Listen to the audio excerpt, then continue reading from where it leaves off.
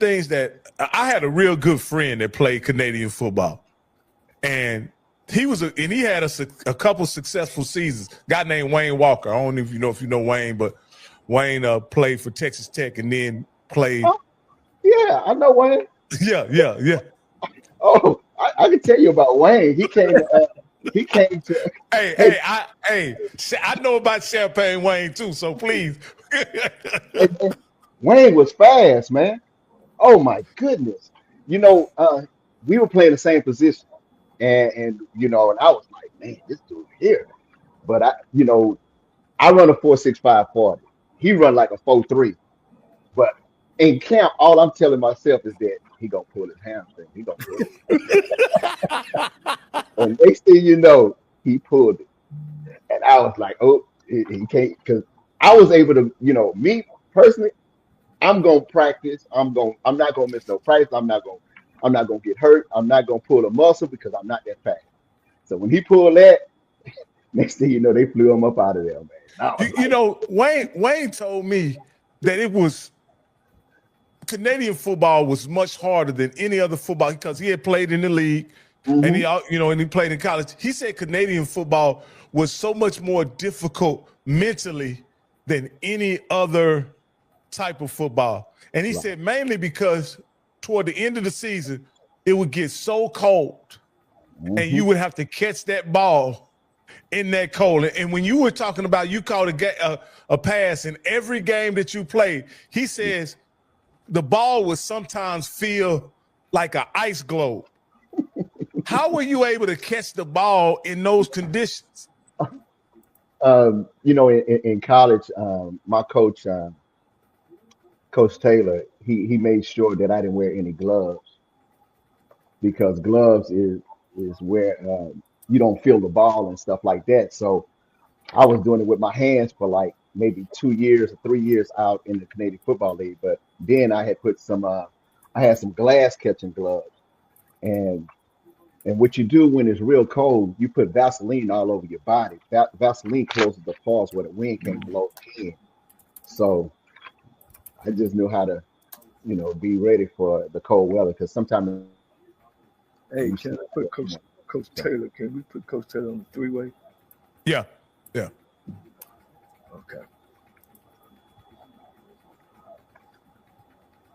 Yeah. Hey, we got another caller on the line. Is he in, Coach? Yeah, I'm gonna have to mute you, Coach.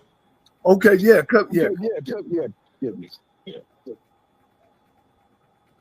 Caller, you're live on the air.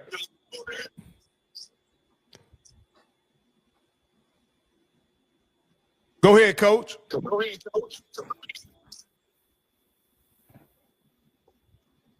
Hello?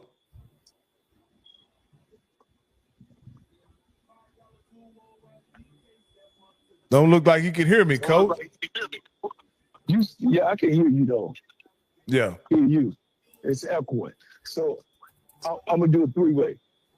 All right, get him on. Or you can send me the number and I'll call him. You can text me the number and I'll call him.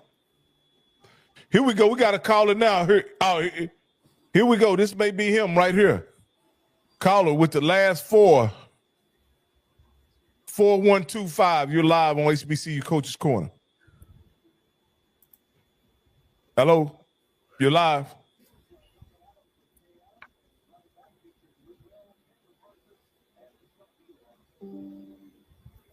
Hold on, let me.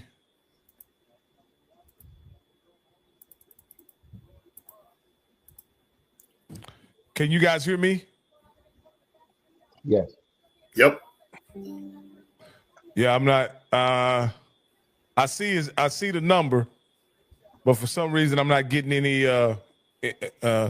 He may have me on hold or something, because I can't hear him, because he's on the line.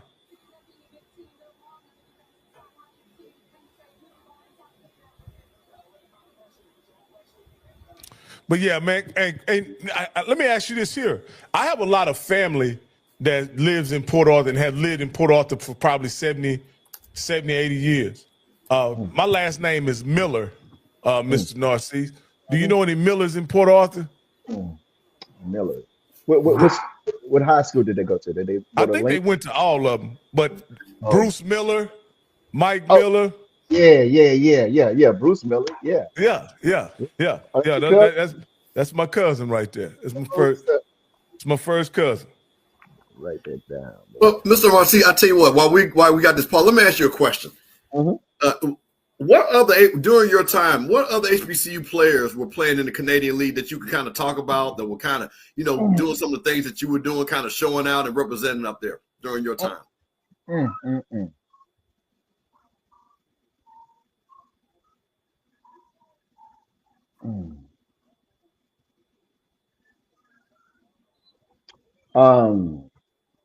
We had this one guy. Hold on. I'm trying to think. It wasn't that many at the time. It wasn't that many guys from the SWAC.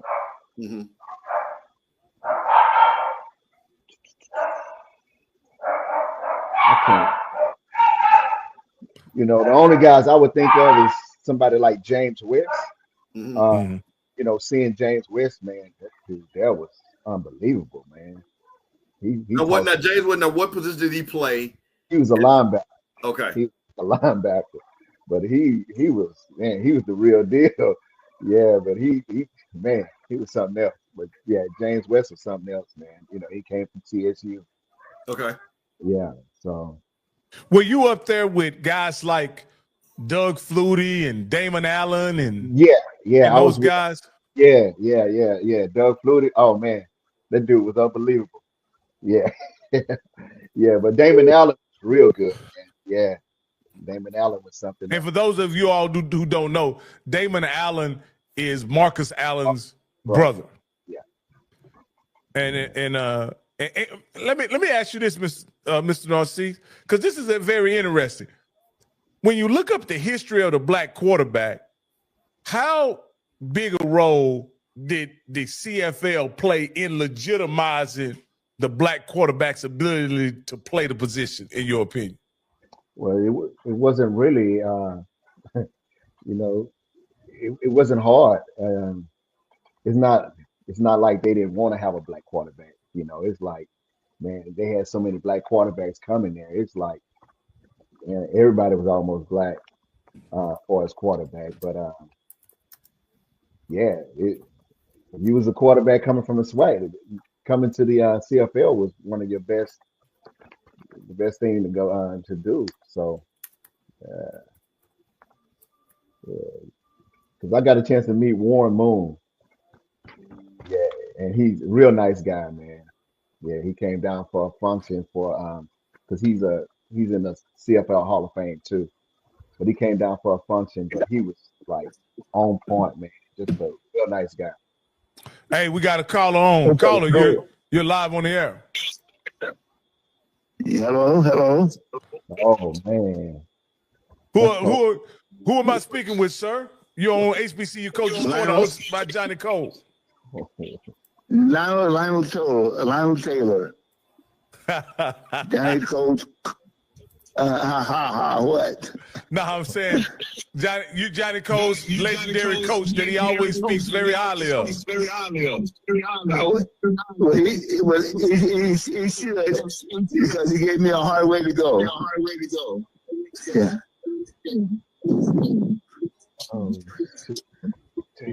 How can we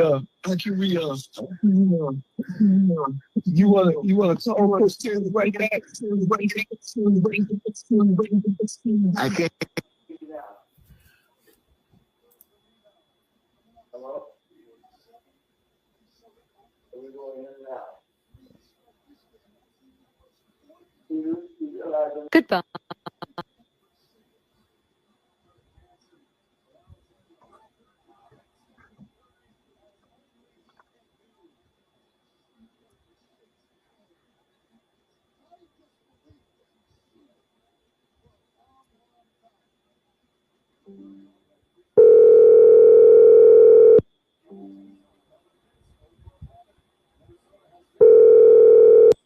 Hello?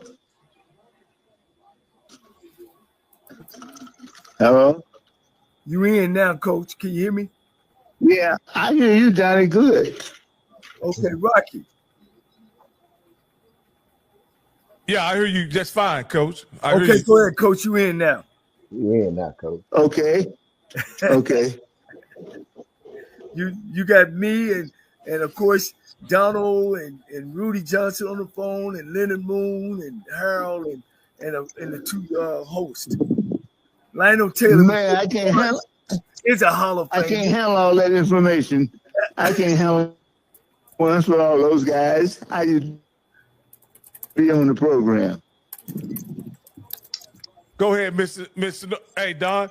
What do you think about having your old coach on the call with you? Hey man, it's unbelievable, man. When Coach Taylor came in, it was like in the summertime.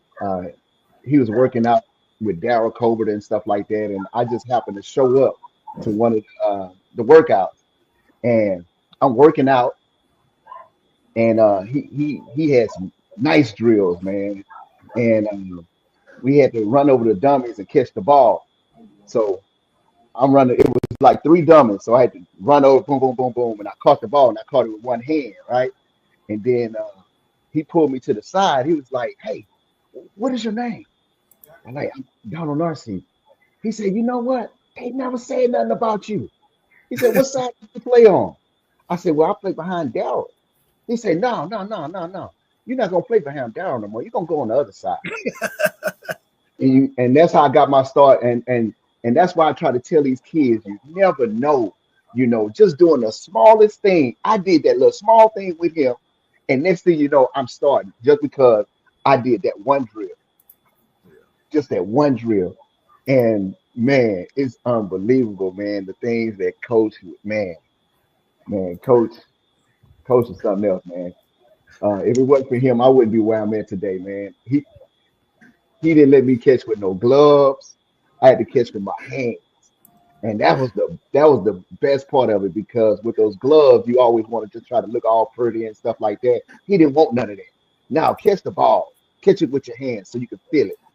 And look at me now, man. I'm like, yeah.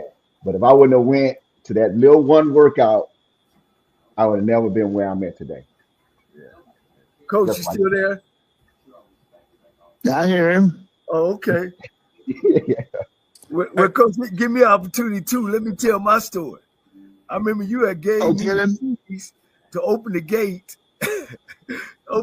so we could get in. But the key you gave me was the wrong key, and I ran back up there, and you said, "Son, your thinking is like shit through a short dog." And then I ran back to my door and called my parents, and I was like, "Man, who is this cat?" And I thought as myself, I'm smart. If I ain't got nothing, I'm smart. Man, Coach challenged us, man, to the 15th power, and we were ready when we hit that field, man. We were ready to the 15th power, and I can't say enough. And today, there's something about Coach. Coach coached in 3 straight Super Bowls, right, Coach? 2 with the Steelers and 1 with the Rams. Where with the Rams, you were the defensive coordinator. You coached Lynn, who's Donald's favorite wide receiver. And you also is one of the people who helped Mean Joe Green not quit the Pittsburgh Steelers to move on to those 4 Super Bowls they won. That was in their story. And as well as your story, people could look up your story, because you always told us you had a record that would never be broke. And that's when you caught 100 passes in the AFL underneath the Denver Broncos. And the reason why they never, because they don't play the AFL no more. So go ahead, Coach Taylor. Yeah. We honoring Donald. He's a Hall of Famer, a 3-time Hall of Famer. 5-time Hall of Famer. I'm sorry. Hey, he finally learned how to count to 5 about time. Now, Coach played back in the 60s. Now, and let me say this too, Coach, before you start. Coach, now they got all these celebrity coaches, these guys coming from playing the game and now going to coach it. If you would have been this year, if you would have been done, here's a pro. This is a pro came to coach us. We just didn't have social media back in them days, you know. So it ain't true. It ain't a new thing that's happening. It had been happening. And Coach came to coach us back in 1984 when he came to start coaching us at Texas Southern. But the only thing different was he was a coach. Well, you know, the thing about it is, hey, it's one way to do the thing, and that's the right way. And we did what the Pittsburgh Steelers did, and we worked hard. And we went on the field, it was all business. You know, we worked, we had one thing in mind, that we was ready to play. And I tell you what, when I first went there, when Johnnie Cole and Sean Cook told me to say, hey, coach, I said, what? Well, let us call our home plays. I said, what? Are you crazy? I said, what you run from for a full right? What you run from trips? What you run from double stack? They looked at me. I said, the next day he came in there, like you won't believe it. Both of them guys knew all the plays, but they still didn't call them. I still was in charge, though.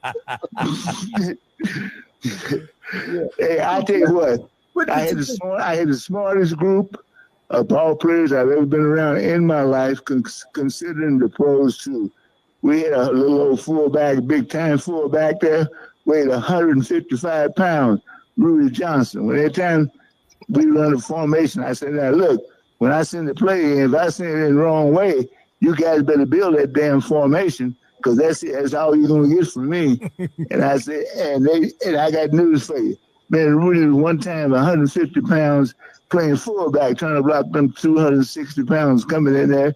Next time he's a wing back. Next time I can't find him. He's sitting next to me. That was the smartest group of guys I've ever been associated with.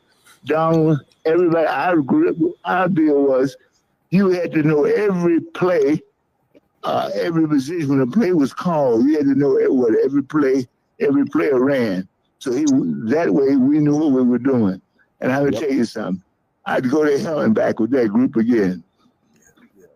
Well, that's awesome, Coach Taylor. Let me ask you. I've got a few questions for you, Coach Taylor, because you were a legendary player in the '60s. So let me ask you this: what college did you go to, and where'd you grow up? Well, I'm from West Virginia, boy. I went to West Virginia State College for one semester, and I transferred to New Mexico Highlands, which I called hell when I went to pro ball. Where in the hell is New Mexico Highlands located? And I was trying to explain to them. They said, oh, that's where the dancing girls. I said, no, ain't no dancing girls out there. There's nothing but rabbits and jackrabbits out there. So there wasn't no girls doing no dancing. If they did, I went blind. So anyway, and I went there, and I'm going to tell you something, man. It was great. And the people of Texas Southern, I want to thank them for an opportunity for me to coach them. And I should have done a better job. But let me tell you something. I had some smart football players. Man, I make a call. I call triple right, and I mean to go full right. I look over there. Those guys built that play, and they weren't running. They ran the play. And I never heard any griping. And the good thing about Corbett and Donald Narcisse, they make me feel real good. Remind me of Swan and Stallworth. Good friends, but they competed. How many times, how long did they hold the record for receptions in college ball? About 25 years. Over 25 years. Yeah. And social media will eat that up now. In those days, so what? So who comes from Texas Southern? It's some damn good football players. And it wasn't a lot of thorn back in them days either. You know, Coach, when you see right. Did you see a CFL Hall of Famer? Well, I saw the move. Hey, see, let me tell you something. One of the big mistakes was being made. A lot of guys let the clock cut them. Not their ability to play and get open. The clock cut them. They ran a 4.6. Well, hell, they can run a 4.6, but can they get open? Some guys can run a 4.6, but they got 5'2" hands.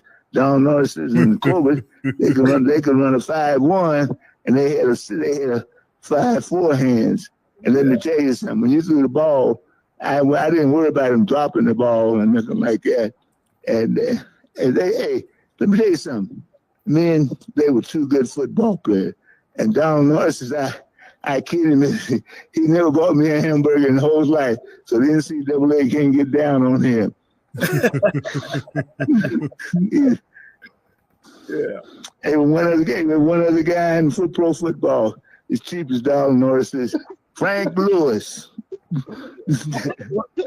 One thing, Coach, you were in the Ring of Fame for the Denver Broncos, and you actually changed the game. You changed the game from running all the time to then throwing all the time. What was the name of the guy who what was his name? Gill, who invented throwing the football a lot. I think he was either your head coach or your coordinator when you played. Oh, Max Speedy. Yeah. Played for the Cleveland Browns. Great coach. Man, he threw bushes in your face, and that's the guys. Kicked dirt in their face and be running down for the ball. I drop kicked the ball to him and everything. Hey, anybody can catch anything coming straight to him, but not things just floating through the air, going through the air and going around. And their job is catch the football. And when they asked me, they said, well, Coach, how you want him to catch the ball? I said, I don't care if he catch him with his teeth as long as he catch him. Coach, let me ask you this. How was, coming from New Mexico, Highlands, how were the Denver Broncos able to find you? Well, I played semi-pro ball for Bakersfield Spoilers 1 year after I didn't make it. And Dean Griffin was the general manager of the Tucson Rattlers, and he got the general manager job. He remembered me because I went up a few times and grabbed a couple of them at the goalpost where we throw the ball at the top of the goalpost.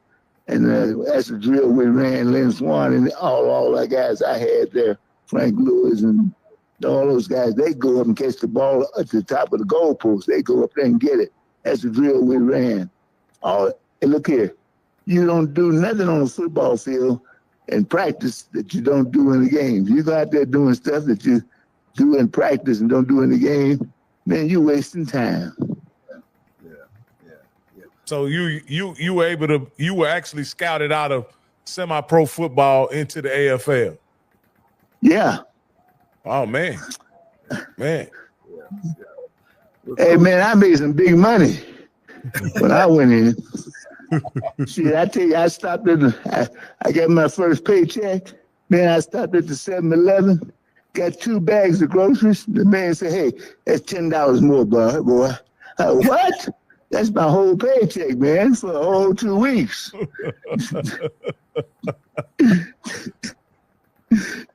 Well, that's awesome. That's awesome. Now, as a coach, did you find opportunities rare as a black coach back then? What was your, you came from the pros to TSU, but you certainly, after coaching for the Steelers and coaching in the Super Bowl, you were primed to be a head coach. At least you would be nowadays. What was the thinking back then? What your opportunities were in the late 70s, early 80s? A lot of coaches was worried about their movement. See, let me tell you something. When I was there at the Steelers, they was going around asking black coaches, said, when is going to be a black coach in the NFL? And guys said 5 years, 4 years. And they asked me, I said 20. And they said, oh, what you mean 20 years? I said, hey, let me tell you something. Be realistic. You don't even have a coordinator yet. So that's the next step. I said, and everybody's always complaining about, well, we're going to be there. And they're asking a head coach. You asked the wrong man. Ask the man that owned the team because he wanted a black coach. But no, you don't get that. They pass it around to you. And that's a 10-year stretch, that pass around. You'd be surprised. It's slower than the stagecoaches for they run out here in New Mexico. Yeah, because you coached in an era where they gave guys chances that were former college coaches they gave guys chances who, I want to say Jerry Glanville was something else before he was a coach. I can't remember. Yeah. Yeah. Well, guys, let me tell you this. I went down to the Senior Bowl, and I was down there, and they had the coaches convention. There was a guy by the name played for Elijah Pitts, a good running back from Green Bay. Yeah. And there's Eli sitting on the couch, and there's not one damn coach saying hello to him or goodbye to him. And I didn't know him, so I know of his record. I walked over and we started talking, and he said, "Man, I'm looking for a job." And I said, "Man, look here, Chuck Knox, man, he's a pretty good man." I said, he got 2 jobs open. Running back coach and special team. And so he went and talked to him, and I'd be damned if we didn't get a job together years down the line. But nobody was talking to him. He was just sitting there like he was a custodian. Yeah, I think Elijah Pitts is a legendary position coach. I want to say he coached for the Green Bay and the Eagles and a couple other. If it's the guy, yeah. Elijah and the Rams, we coached together. He coached together with the Rams, me and him. And he was a hell of a running back too. Let me tell you that. Well, Coach, man, we gonna get back to saluting old Donald. I appreciate your time. I know it's close to your bedtime. I'm out here with you myself, out on the West Coast. Hey, look here, tell me something, Johnnie Cole. Yes, sir. You hear me? Where's the check, man? You know I don't want that check. Man, people been promising me that check, man. I ain't got that check in 30 years, man. You remember when you told me during basketball season, you always carried all that money in your sock, and you said if you can tell me how much money in this sock, I'm gonna give you 100. And you just didn't know. I had counted it before you came in the locker room. What I mean, I was the smartest bunch of guys I ever been associated with in my life. So when he cut down, I love all of you. We sit in the locker room, and he says, well, how much you think I carry in my pocket? I said, shit, 4,000. Bro, we counted that up, man, and it was 4,000 on the ticket. I already have beat you to it, Coach. Hey, I love all you guys. Thanks for the opportunity. Donald, thanks for making my life what it is, and you and your running mate there, Corbett, and all you guys. Man, it's just great. Detroit, and I got to call all you guys names, Little and what is it called? Little Dog. I'm not done Little Dog talking. I can hear him to the day. I love you guys, and thanks TSU. Yeah, Rudy. Thank you, Coach. Yeah, Rudy, yeah. No, Lou, man, okay. All right, Coach. Thank you for calling in. We appreciate it. Thank you. Oh, man. Man. Yeah. Y'all done got everybody but the trainer on. I hate him. And I'm serious, but and of course, it's a story behind it. Here I am. I'm 5'9", 145, 50-pound quarterback. My man want to give me, Campbell, some extra large football pants. Can you imagine how they looked on me? So my brother played at the University of Nebraska, and I Am Hip was kind of the same size as I was. So they would send me all white stuff. And I had better equipment than everybody on the team, better shoes, everything. So I was getting my equipment from the University of Nebraska after a while. So he kept on like, man, where's he getting all this stuff from? But he didn't know I had a brother up at the University of Nebraska. So I had better equipment than all the other players until I had to go tell the head coach that he's being unfair and giving me stuff that I can't even wear. So that's why he ain't on here. Hey, at the end of the day, hey, Coach Cole, you was 4th string, Coach. I mean, you lucky you got a uniform, Coach. Yeah. Hey, look, I ain't arguing that point, Coach. And we used to wear some. What about them buddies, Narcisse? The buddy, yeah. Yeah, we used to wear buddies. Yeah. Hey, Don. Let me ask you a question, because I'm interested. I know Port Arthur has a long, or the Golden Triangle has a long, rich tradition of football players, from Joe Washington to Greg Pruitt and all these guys that play. Who are some of the guys that played with you and kind of you followed after in Port Arthur? Players that you kind of were from your area that you kind of either played with or follow behind. You know, Joe Washington, Tim McCarr. He played for San Francisco. He's a defensive player. He was one of the guys that came from Port Arthur, Texas. But who else we had? Ronnie Leopold. They had a guy named last name Leopold. He played for the 49ers. So he was one of the guys too. So who else we had? That was about it. Well, when there's some guys at some of the big, didn't Todd Dodge come from Port Arthur? Yeah, he went to Thomas Jefferson. TJ, yeah. TJ, yeah, TJ. Yeah, I think Bruce played with Todd Dodge. Yeah, you know, we didn't really deal with them. You know, it was like, yeah, you know who they are. You know, yeah. Todd Dodge. He was real good, man. Yeah. He was good. Yeah, he was real good. Well, yeah. Well, that's awesome, man. Like I say, Coach Cole has told us so much about you as you have, you know, matriculated through the CFL and had a Hall of Fame career. After football, what was that like for you? And up to this point, what have you been involved in, keeping your life busy and full? Well, you know, I do a lot of. Well, I had moved back to Canada from 2010 to 2017. I had like football camps and stuff like that in Canada. I had raised over $900,000 in 7 years for my charity and stuff like that. I love giving back to the kids and stuff, man. It's just, you know, it's unbelievable. Right now, I'm a mortgage guy. I do mortgages, and then I have my own van where I have my I own my own van and stuff like that, where we make deliveries to like CVS's and Walgreens and stuff like that. So yeah, man, just been trying to keep it going and stuff like that. That's about it.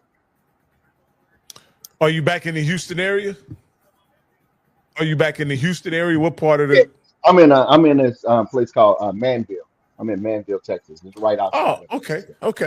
By Pearland. Yeah, I'm right by Pearland.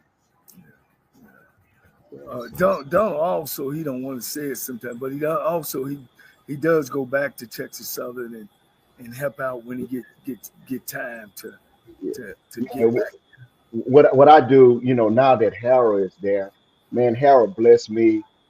I wouldn't be where I'm at today, so I make sure that I do everything I can for him. If he need to get water, man, I bring them like cases of water. You know, does Harold have a role with the team now? Yeah, he's one of the coaches. Oh, I didn't realize that. Coaches, yeah, he's one of the coaches and stuff. So whenever he need me to do stuff, man, I'm there. Because if it wasn't for him, I wouldn't be where I'm at today. So, well, Coach, you played in Canada. You went free agent to St. Louis Cardinals. You know, I guess, of course, that's then.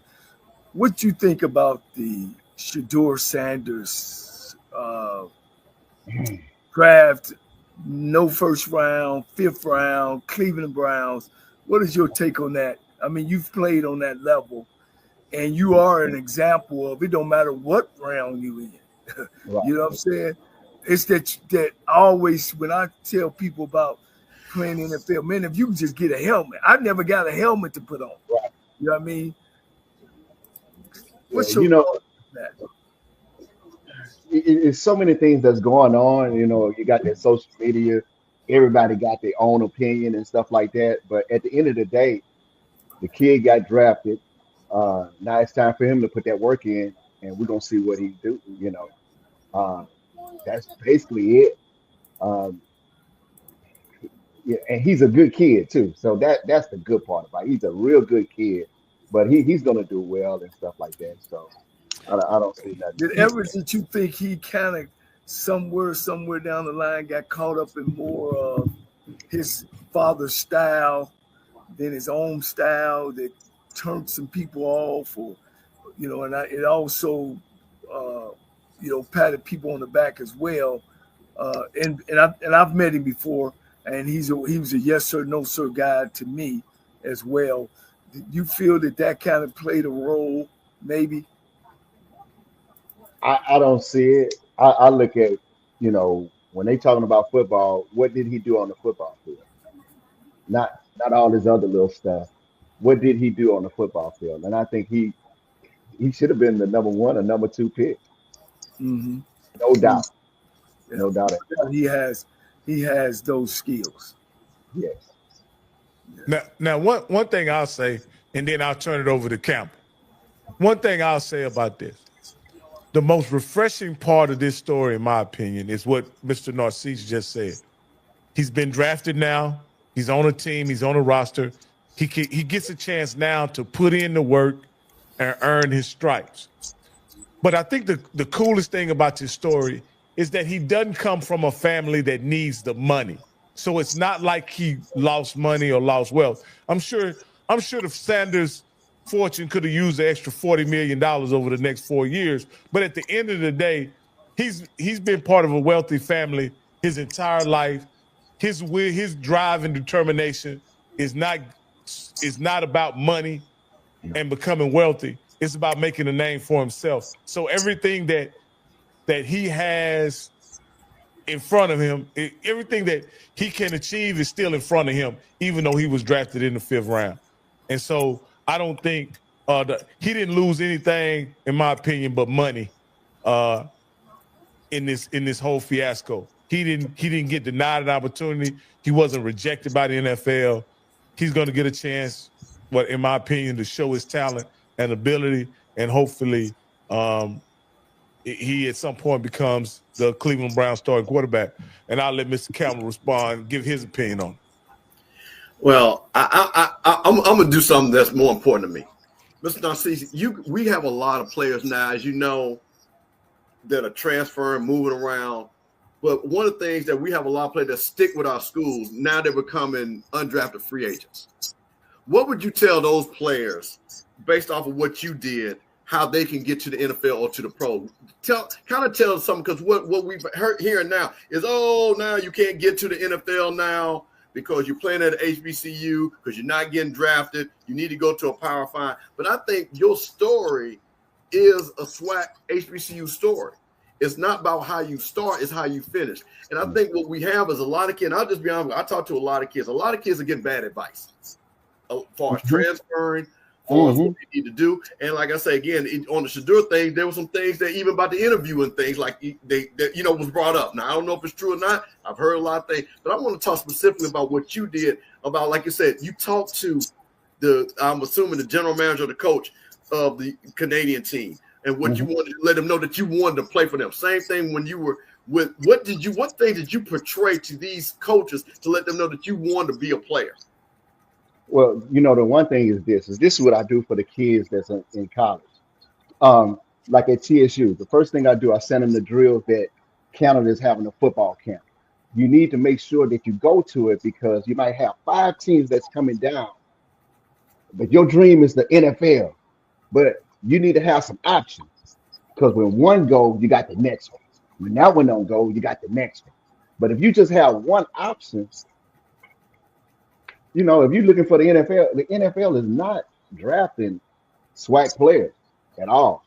So somewhere down the line, you got to come to yourself. And I had a few guys that I'm going to be honest with you. I had one guy that was at TSU. I sent him the information for the camp. He told me that his numbers was good. He shouldn't go. His agent told him not to go to the Saskatchewan camp because his number was good for the NFL. That kid never got a phone call from the NFL. I was like, man, you mean to tell me he messed up his, yeah. But these kids don't understand is that you got to have a whole bunch of options. So when one go away, you got the next one. When this one go away, you got the next. Like when I did it, I had two options. I had three options. I had the Winnipeg Blue Bombers, then I had Saskatchewan Roughriders, then I had St. Louis Cardinals. So one go away, I got the next one. One else go away, I got the next one. So you got to have those options and stuff like that, man. But if you're in the SWAC, HBCU, man, you got to get out there and go to all these football camps. You can't sit there and just wait. Now, when you were talking to the coaches, what would you tell these young players? Because again, a lot of this is about communication. What was you would say that maybe Coach Taylor, put into you, your mother, as far as you communicating with your coaches to let them know that, hey, I'm the type of player that should be on your team?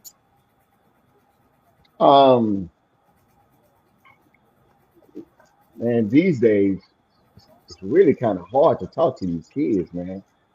Well, no. What advice would you give? Even if it's hard to talk, what advice would you give them? That's what I'm kind of getting at. Okay, advice I would give them. Yeah, you gotta do the small things. You gotta be on time. You gotta put that work in. For me, it was more of working hard, man. I ran scout team. I ran scout team for 13 years straight when I didn't have to do scout team. You got to do the little small things that nobody want to do. What's gonna make you different from that guy right there? I'm gonna work all day, man. I'm gonna be on time. I'm gonna do extra. I'm gonna do all that. A lot of these kids not doing that, but it's hard, man. It's hard when you coming from the SWAC and you trying to get into the NFL. It's very hard for them. Yeah. Should you be prepared for the questions they ask you? For you could be saying, the right things. I don't know how. If I think sometimes these kids have pipe dreams because only 1% of the college football players actually make it to the league, and Right. that's why. Even though I still feel that Shedeur Sanders was first round material, but for me, shit, just get drafted. It's good as well. So when these owners or general managers don't talk with you, do you kind of prepare yourself before you go in there, or a lot of it just come out naturally? You always got to prepare yourself because you want to come off the right way. I don't know what Shedeur did, but the way they was just blowing it up, man, like he did this and he said this and he said that, and then you look at what other guys said, other quarterbacks said stuff, and you were the only participant in the conference. Yeah, it's something, man. Yeah. It's crazy. It's different these days, Cole. Like this social media stuff, man, is just everybody has an opinion, and you don't know which one to believe. Because when you start believing on this one, then you see something else, you be like, man, I believe that one. I believe that one, man. It's just so much stuff, man. You're writing a book, or the book is about to come out, Mr. Narcisse. What are some of the reasons why you wrote the book, and what are some principal foundational aspects of the book? Basically, the book is more like those $40, man. My mom used to send me $20 every month, and I just want to show these kids that those $40 that my mama gave me, I'm a 5-time Hall of Famer. And if she wouldn't have gave me that money to go to that football camp, I wouldn't be where I'm at today. And the one thing that happened, man, I was about to become the all-time. I was the all-time lead receiver. In 2010, I'm about to get inducted to the Canadian Football Hall of Fame. And, you know, man, my mom had called me and stuff, and she was so happy. And, man, right before it was time for us to fly out, my mom passed away. And, man, that was the hardest thing for me, man. For my mama not to see me get inducted to the Hall of Fame. So my whole family, we flew down for the Hall of Fame, and then we came back and had a funeral. But man, without my mom, man, for giving me that money and for Harold taking me to that football camp, I wouldn't be where I am at today. And it's unbelievable, man. It's a story that you can't just make this stuff up, man. With Donald being your friend for over 40 years, man, and I know how important your mom is, because I rode that same bus with you through those days and those times, and what Harold done for you, and all the balls you've caught from me, and all the friendship of Moon, and man, it's you, man. It's you, you know, and you know, one thing about you, you always made sure that all of us was a part of your success. But at the end of the day, Don, man, it was the drive in you, man. Whatever, you know, and I know a lot of people around you help you with that drive, but it's the drive in you, Coach. And, you know, when I have players that meet crisis, you know, the good Lord don't do anything wrong. You know, you was one of his angels, and he knew that you can handle that, because some other people can't handle it. So your success, man, is off of you. And I can't say enough of sharing that, you know, and being a part of it, you know. Then tonight, you know, bring you on and showcase it, you know, our university, you know, Texas Southern University, Saskatchewan Rough Riders, St. Louis Cardinals, and these two gentlemen on the picture. So man, I'm just glad you was able to have some time, you know, to be able to share your story with us, you know, because it is a Cinderella story, you know, and you might not be the princess, but you are the king, and you put the time in. You deserve everything you get, man. You know, so I want to make sure I gave you flowers, you know, while you're above the ground. Man. You know what I'm saying? And many, many more. And many, many more. You know.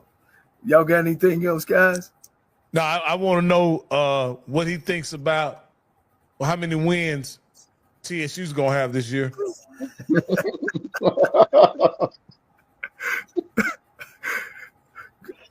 Donald, you got to understand this guy over here. You know, he's a non-HBCU guy. Right. He's a business guy, and he's always on the business. No, that ain't been. He hella messy. That's what it is, Don. He's hella messy. And he can't end the show without being messy. I don't know how. No, I'm not gonna let go. I'm not gonna let that slide at all. I don't know how being messy is asking a man who loves his alma mater, supports the football program. I want to know how many wins does he think the 2025 TSU Tigers are gonna have this upcoming season? I think they can get to 6. Okay, that's reasonable. That's reasonable. Well, let me ask you this: you think they'll get to 6? Are you happy with that? It wouldn't matter if I'm happy about it. What they did, I would be happy with that. Yeah, I'll be happy. I want to say they got 5 wins last year. Is that correct, Steve? If I'm not mistaken. I think so. Yeah, that's. Are you counting? Are you counting the wins from Lincoln, California, and I should have just said SWAC wins, but you know what I'm saying, man. You can only play the teams in front of you. Well, you know what? This is an interesting question. Let me ask the question another way. When you were playing, you were coach playing. Who did you want to beat the most, and what was your most gratifying win as a player playing in the SWAC?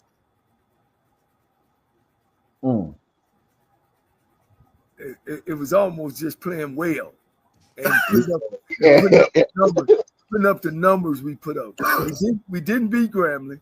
We didn't beat Jackson State. No. We beat Alabama State. How about Southern?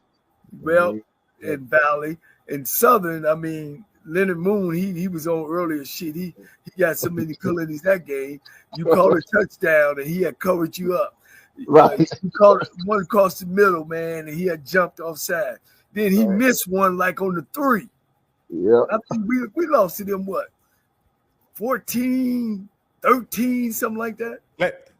Let's expand the conversation. You want to give me the winner, Mr. Narcisse. I'm gonna just call the game. You give me the winner. Prairie View, Texas Southern. Murder. Yeah, TSU, man. All right, TSU. We got one. TSU, Jackson State.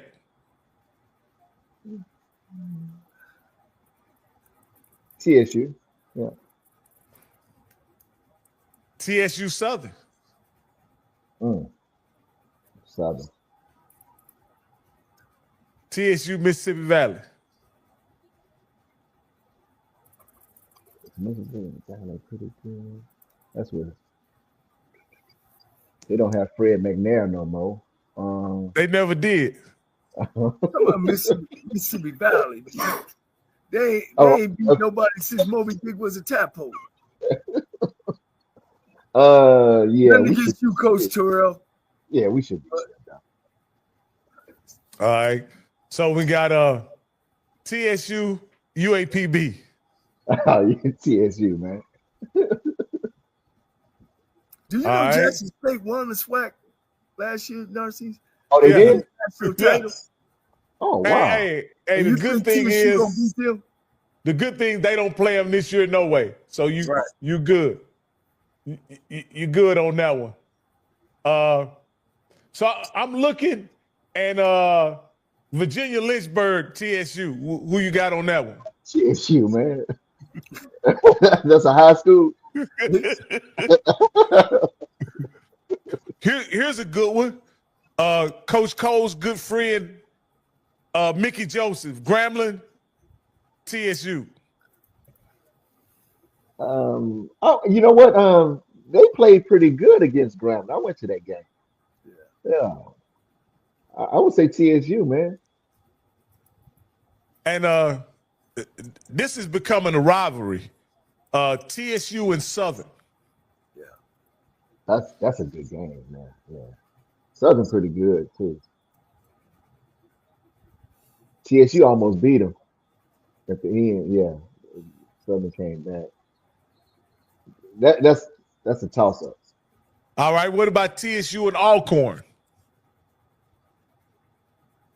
TSU.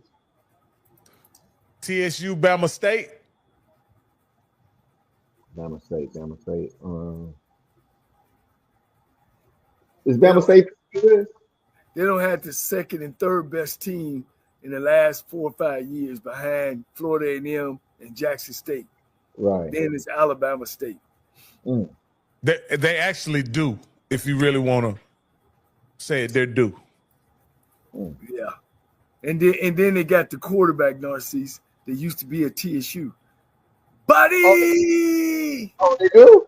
Yeah. They got Andrew Body. Yes. With a new shoulder. No. Yeah. He got a brand new shoulder.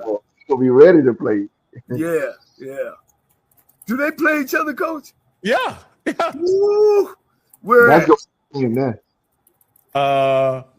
They play on November 1st, my mama's birthday. Where at? In Houston or?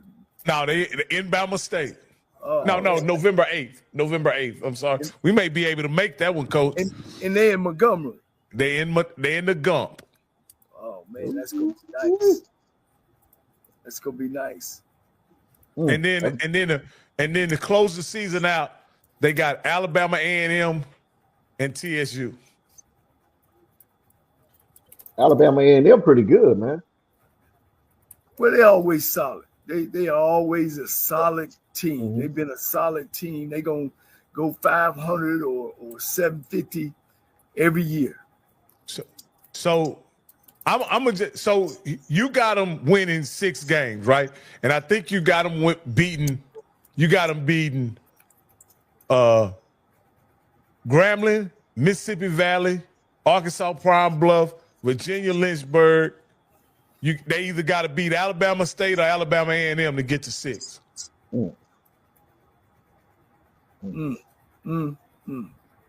Alabama. Because they not beating Lamar and they not beating Cal. Hey, you know, they play Lamar University? Yeah. Man, last year, Lamar cheated, man. Yeah.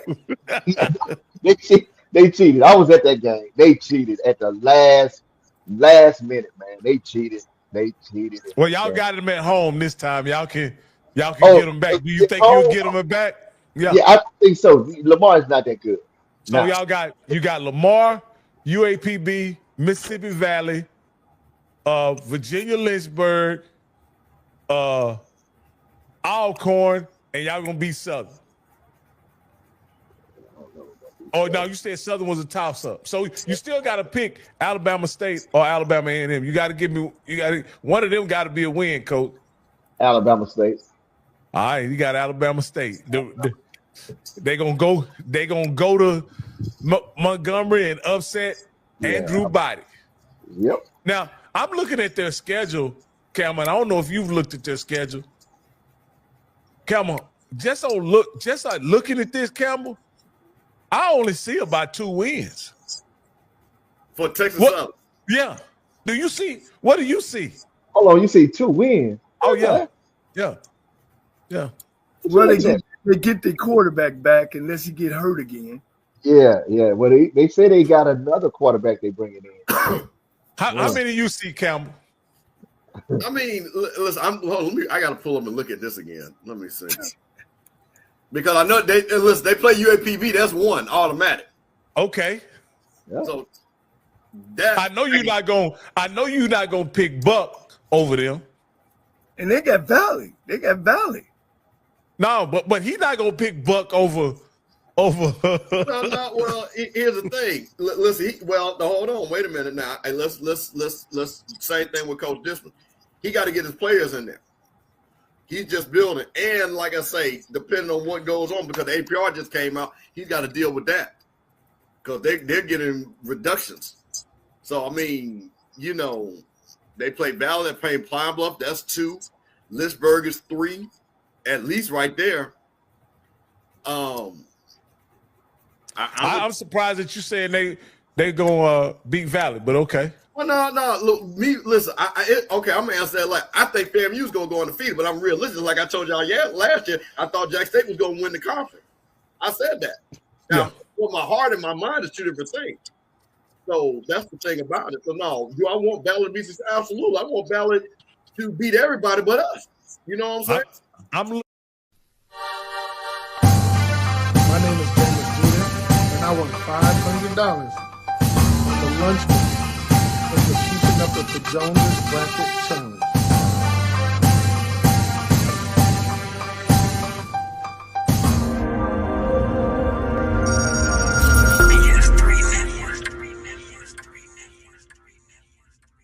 BS3 Network, changing the way you watch TV.